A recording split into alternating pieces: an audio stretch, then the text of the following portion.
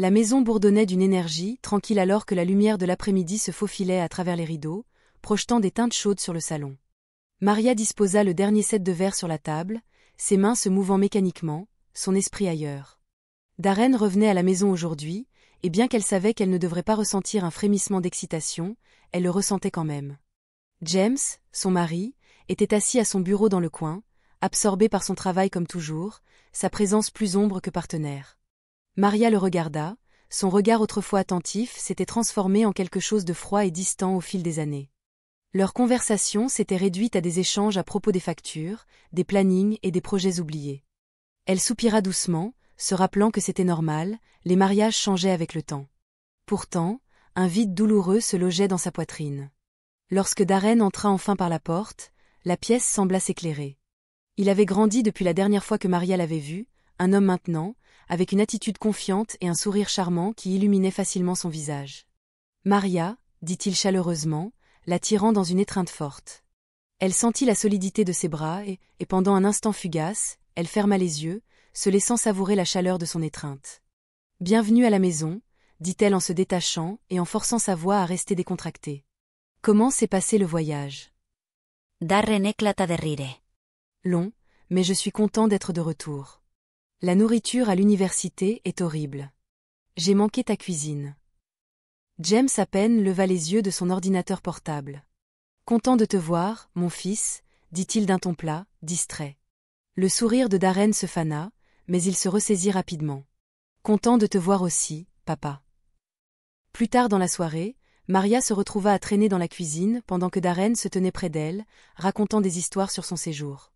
Il était animé, sa voix pleine d'énergie, et Maria ne put s'empêcher de rire à ses récits. Cela faisait si longtemps qu'elle ne s'était pas sentie aussi légère. « Tu es trop gentille » dit Darren après une histoire particulièrement drôle, ses yeux se posant sur les siens. « Papa a de la chance de t'avoir. » Son souffle se coucha un instant. Le compliment était assez innocent, mais quelque chose dans la façon dont il l'avait dit fit se serrer sa poitrine. Elle se hâta de s'occuper de la casserole sur la cuisinière, ne se sentant pas prête à répondre. La soirée se poursuivit, et Maria remarqua les petites façons dont Darren comblait le vide que James avait laissé. Il l'aidait à mettre la table, lui posait des questions sur sa journée et écoutait vraiment ses réponses. James, pendant ce temps, était collé à son téléphone, sa présence presque oubliée.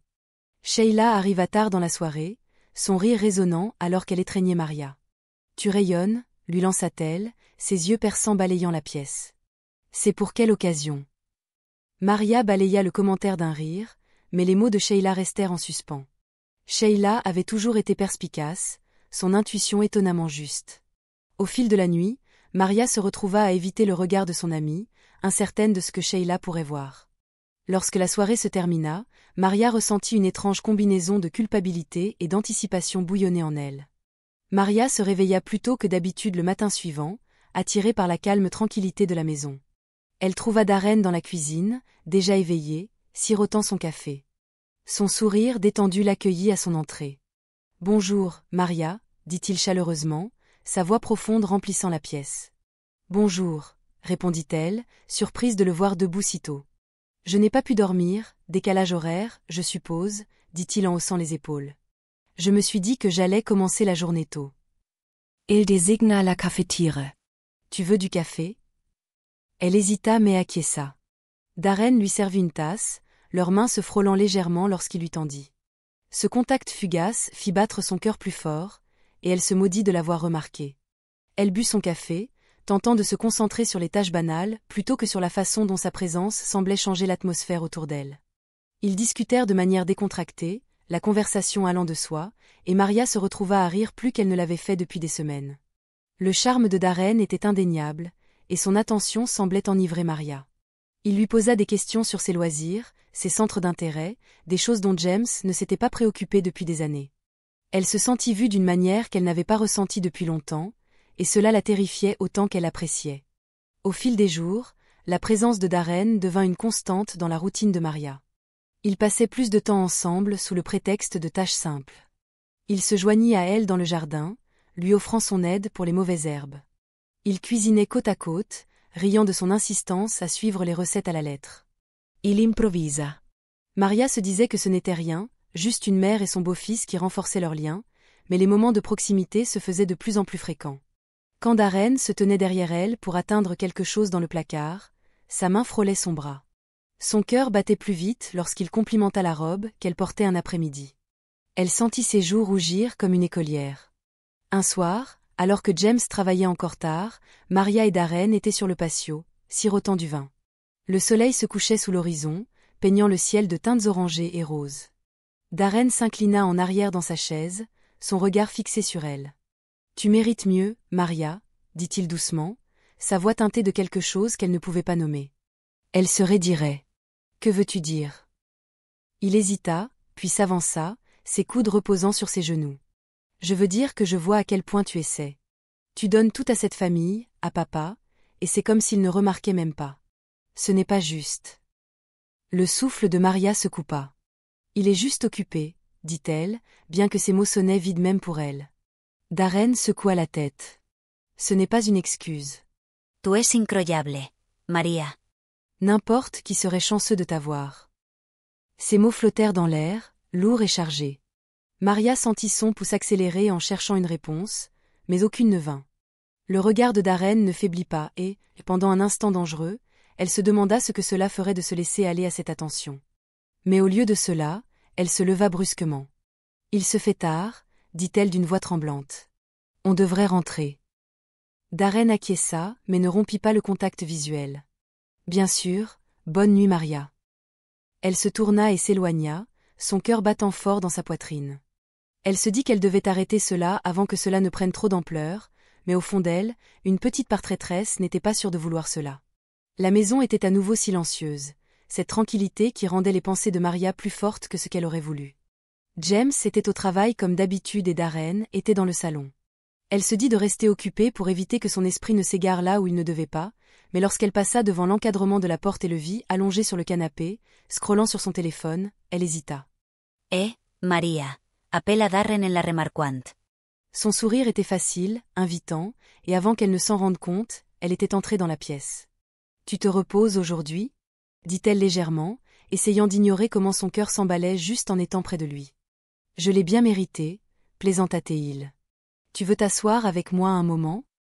Elle hésita, sachant qu'elle ne devrait pas, mais son ton rendait impossible de dire non. Elle s'assit dans le fauteuil en face de lui, ses mains agrippant fermement les accoudoirs comme pour se maintenir. Ils recommencèrent à parler, comme ils le faisaient ces derniers temps. Darren avait une manière de la faire sortir de sa coquille, de la faire rire, de la faire se sentir vue. Elle se sentait plus légère, plus libre lorsqu'elle était avec lui. Ce n'était pas juste, mais elle ne pouvait pas le nier. À un moment donné, la conversation ralentit et l'air entrechangea. Darren s'assit droit, se penchant en avant, son regard fixant le sien avec une intensité qui lui fit faire une boucle dans le ventre. « Maria, » dit-il doucement. « Puis-je te demander quelque chose ?» Elle hocha la tête, incertaine si sa voix fonctionnerait. « Es-tu heureuse ?» Ces mots étaient doux, mais le poids derrière eux était indéniable. Elle ouvrit la bouche pour répondre, mais aucun son ne sortit. Était-elle heureuse? Elle ne le savait même plus. « Tu n'es pas obligé de répondre, » dit-il quand son silence s'éternisa. « Je le vois, tu sais. Tu mérites tellement plus que ça. » Sa respiration se coupa et elle se leva brusquement, essayant de prendre de la distance. « Darren, on ne peut pas. »« Je ne dis rien de mal, » l'interrompit-il, se levant lui aussi. Il était maintenant trop proche, trop près. « Je veux juste que tu saches que tu n'es pas invisible. Tu es incroyable, Maria, et tu ne devrais pas avoir à te contenter d'être ignorée. » Son pouce accéléra alors qu'elle faisait un pas en arrière, mais il la suivit. Sa main s'étira doucement et effleura la sienne, et la chaleur de son contact fit frissonner Maria. « Darren, c'est... » « Dis-moi d'arrêter, » dit-il doucement, sa voix à peine plus forte qu'un murmure. « Si tu veux que j'arrête, je le ferai. Mais je ne pense pas que tu le veuilles. » Elle aurait dû le dire. Elle aurait dû lui dire d'arrêter, de partir, de ne jamais évoquer cela à nouveau, mais elle ne le fit pas. Son corps la trahit. Son silence parlait plus fort que des mots. Lentement, il se pencha plus près, sa main reposant maintenant sur la sienne. Elle se sentit figée, prise entre le poids écrasant de la culpabilité et l'attirance irrésistible du désir. Lorsque ses lèvres effleurèrent enfin les siennes, elle ne s'éloigna pas. Le baiser était hésitant au début, comme s'il testait les limites qu'il s'apprêtait à détruire, mais il s'approfondit rapidement et Maria se sentit céder complètement, mettant de côté toute pensée des conséquences, en faveur de la sensation brute et écrasante d'être désirée. Lorsqu'ils se séparèrent enfin, essoufflé et tremblant, Maria recula, sa main couvrant sa bouche. « Darren, on ne peut pas. C'est mal. »« Je sais, » dit-il, sa voix stable malgré le tourment dans ses yeux. « Mais ça ne semble pas mal, n'est-ce pas ?» Elle ne répondit pas. Elle ne pouvait pas. À la place, elle se tourna et s'enfuit. Maria s'éloigna de la pièce, le laissant là, debout, ces mots résonnant dans son esprit. Cela ne semblait pas faux, et cela l'effrayait. Maria évita Darren pendant les 2 jours suivants, se plongeant dans les tâches ménagères, les courses et tout ce qui l'éloignait de l'attraction suffocante qu'elle ressentait autour de lui. Mais l'éviter ne faisait pas disparaître ce qui s'était passé. C'était tout à quoi elle pouvait penser. Le baiser, son toucher, la façon dont cela la faisait se sentir vivante d'une manière qu'elle n'avait pas ressentie depuis des années. James rested indifferent. Il rentrait tard, épuisé, lui jetant à peine un regard avant de se retirer dans son bureau. Lorsqu'il parlait, c'était de choses futiles, les courses, les factures, les projets du week-end. Son indifférence ne faisait qu'amplifier la tempête intérieure de Maria. Le 3e soir, Maria trouva Sheila qui l'attendait dans la cuisine. Le regard perçant de son amie fit accélérer son cœur. « Tu agis de façon étrange, » dit Sheila sans détour, croisant les bras. « Qu'est-ce qui se passe ?» Maria força un sourire. « Rien, juste occupée, je suppose. » Sheila inclina la tête, l'observant de près. « Occupée à éviter Darren, plutôt. » Les mots frappèrent Maria comme une gifle. « De quoi tu parles ?»« Je vois des choses, Maria, » dit Sheila, sa voix calme mais ferme. « Tu crois que je ne remarque pas la façon dont il te regarde ou la façon dont tu t'éclaires quand il est là? Ne m'insulte pas. » L'estomac de Maria se noua. « Ce n'est pas ce que tu crois, » balbutia-t-elle. « Alors dis-moi ce que c'est, » défia Sheila. Maria ouvrit la bouche pour répondre, mais elle ne trouva pas les mots. Le silence s'étira, et l'expression de Sheila se durcit. « Je ne sais pas ce que tu fais, Maria, mais tu dois arrêter, » dit Sheila finalement. « Pour le bien de tout le monde. » Cette nuit-là, Maria s'assit seule dans le salon, ses pensées en désordre. Sheila avait raison, elle le savait, mais arrêter semblait impossible. Comme si, convoqué par ses pensées, Darren entra, sa présence remplissant la pièce. Il hésita en la voyant, son expression un mélange de prudence et de détermination. « Maria, » dit-il doucement, « on doit parler. » Elle secoua la tête. « Non, on n'a pas besoin de parler. »« Si, on doit, » insista-t-il en se rapprochant. « Tu ne peux pas faire comme si ça n'était pas arrivé. »« Je ne peux pas, » dit-elle en se levant, les bras autour d'elle. « Darren, c'est une erreur, ça doit s'arrêter. »« Pourquoi ?» demanda-t-il, sa voix se brisant légèrement. « Pourquoi ça doit s'arrêter quand c'est la seule chose réelle dans ma vie ?» Ces mots la frappèrent plus fort qu'elle ne l'avait imaginé. Elle se détourna, les larmes lui piquant les yeux. « Parce que c'est mal. Parce que ça va détruire tout. »« Ça n'a pas à être comme ça, » dit-il, sa voix plus douce maintenant. « On peut arranger ça ensemble. » Maria se retourna pour lui faire face, le cœur brisé. « Tu ne comprends pas, si James découvre ça. Si Sheila sait. » « Elle sait déjà, » l'interrompit-il, son ton calme. « Ou du moins, elle suspecte. Mais je me fiche de tout ça. Ce qui m'importe, c'est toi. » La sincérité dans ses yeux était insupportable. Maria sentit sa résolution s'effondrer, mais avant qu'elle ne puisse répondre, le bruit d'une porte s'ouvrant à l'étage les figea tous les deux. James apparut en haut de l'escalier, son visage dans l'ombre de la lumière tamisée. « Que se passe-t-il » demanda-t-il, d'un ton sec. Le cœur de Maria se serra en croisant le regard de Darren. C'était le moment où tout allait s'effondrer. Elle ouvrit la bouche, mais les mots ne vinrent pas. Darren s'avança, sa voix calme. « Rien, papa. On parlait juste. » Les yeux de James se plissèrent, passant de l'un à l'autre. « De quoi vous parliez ?» Maria finit par retrouver sa voix. « Du jardin, » dit-elle rapidement. « Je demandais à Darren pour réparer le cabanon. » James ne parut pas convaincu, mais il ne pressa pas davantage. « Je vais me coucher, » dit-il brièvement avant de se détourner. Quand il s'éloigna, Maria souffla bruyamment. Darren tendit la main vers elle, mais elle s'éloigna. « Ça doit s'arrêter, » murmura-t-elle, la voix tremblante. L'expression de Darren se décomposa, mais il acquiesça.